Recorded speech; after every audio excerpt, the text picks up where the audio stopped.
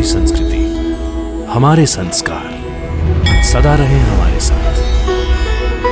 भारत की पुरातन गाथाएं और महान संतों की वाणी। सब्सक्राइब करें तिलक कथाएं। अरे वाह, तुम्हें क्या लगता है तुम्हारे साथ हम चारों मां बनने वाले हैं? आप भी ना सबके सामने मजाक करते हैं। वत्सला जी, वत्सला ये दूध का गिलास लेकर जाओ।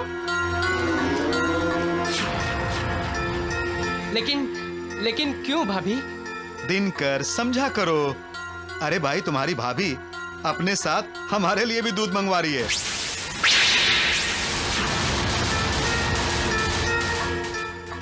अब तुम खुद पहचानो शकुनी कि कौन से गिलास में तुम्हारी दी हुई दवा मिली है।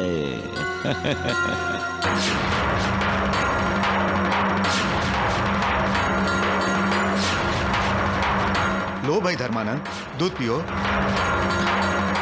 जी आप पी लो।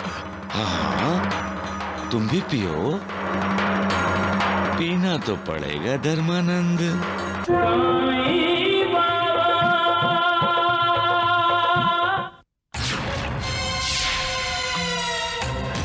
वक्त मत गवाओ।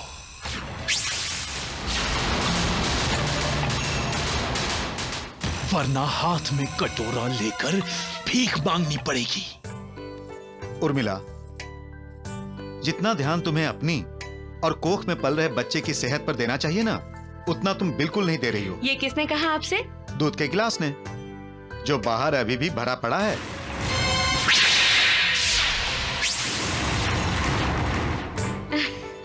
अच्छा बाबा, अब जैसे ही मैं उस कमरे में आऊंगी, उस दूध के गिलास को शिकायत का मौका नहीं दूंगी। इस मौके को गवाओ मत। सिर्फ 2 बूंदें, सिर्फ 2 बूंदें। फिर अपने भैया और भाभी की संतान बनकर रहो और जिंदगी भर ऐश करो।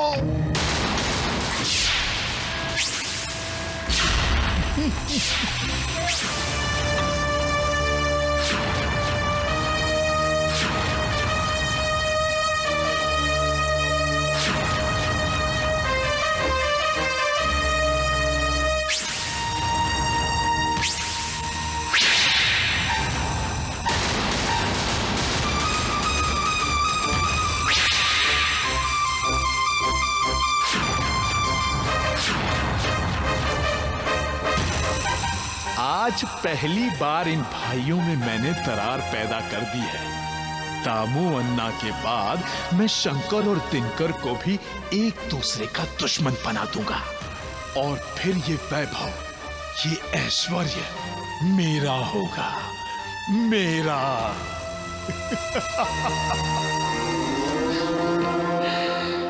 वाह रे शकुनी वाह। सभी समझते होंगे कि महाभारत के युद्ध के साथ शकुनी मामा का भी अंत हो गया होगा, लेकिन नहीं। भाई भाइयों में झगड़ा कराने वाला, उनके दिलों में दरार पैदा करने वाला शकुनी आज भी दूसरे रूप में जिंदा है। सिर्फ चोला बदला है उसने। अरे तुम तीनों यहाँ क्या कर रहे हो? भैया वो धर्मानंद को आपसे अगले सौदे के बारे में कुछ बात करनी थी। मुझसे क्या बात करनी है? तुम लोग देख लो, और जब मुनाफा हो रहा है तो उसमें सोचना क्या है? क्यों धर्मानंद जी? हाँ जी। उर्मिला, हाँ? चलो दूध पी लो। चलो चलो चलो।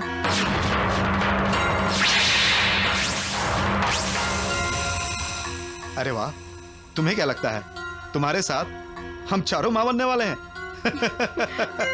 आप भी ना सबके सामने मजाक करते हैं।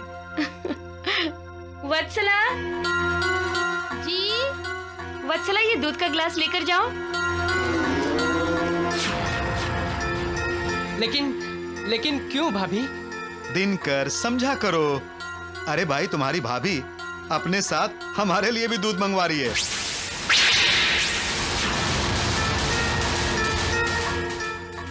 अब तुम खुद पहचानो शकुनी कि कौन से गिलास में तुम्हारी दी हुई दवा मिली है।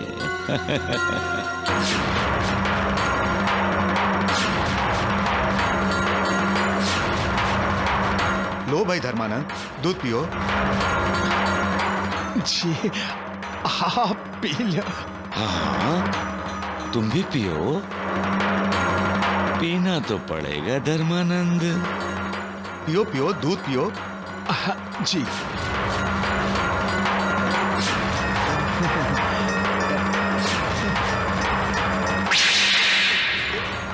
शंकर, तुम भी दूध लो। हाँ भैया। दिनकर, तुम भी दूध लो। जी भैया।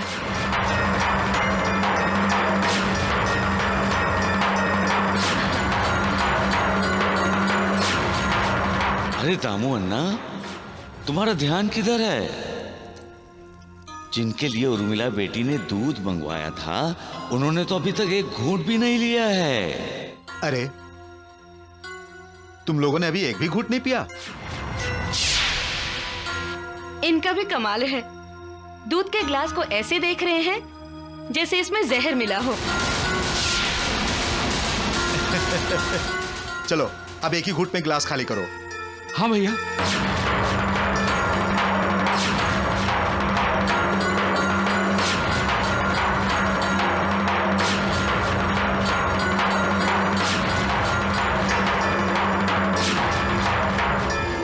तो शिक्षा ले लो, समझ जाओ, जान जाओ कि अपने कर्म का फल तो भुगतना ही पड़ता है। जब हम दूसरों के लिए खड्डा खोदते हैं तो खुद भी तो उसी खड्डे में गिर सकते हैं। किसी का बुरा मत करो। अरे करना है तो भला ही करो, भला ही सोचो, इसी में तुम्हारी भलाई है। क्योंकि जो दूसरों का भला करता है, भला सोचता है, उसके साथ मालिक की दुआ होती है, जो किसी भी बद्दुआ का असर उस पर नहीं होने देती। सबका मालिक एक। तुम्हें अचानक हो क्या गया है शंकर भैया? पेट में बहुत उथल पुथल मच रही है। लगता है वो दवाई वाला दूध मैंने पी लिया है। ये तुम्हारा वहम भी हो सकता है। वहम नहीं, ये दर्द बता रहा है। ये वहम नहीं हो सकता। वो दवाई वाला दूध मेरे अंदर चला गया है। दिनकर, ये दर्द मेरी जान ले लेगा। मुझे बचाओ दिनकर। हम दामू भैया को सब सच बता देते हैं। पागल हो गए हो?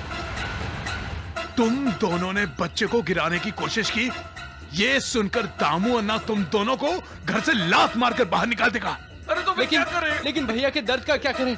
इनका इलाज वो डॉक्टर करेगा। इन्हें हम फौरन डॉक्टर के पास लेकर चलते हैं। सबसे बड़ा वैद्य,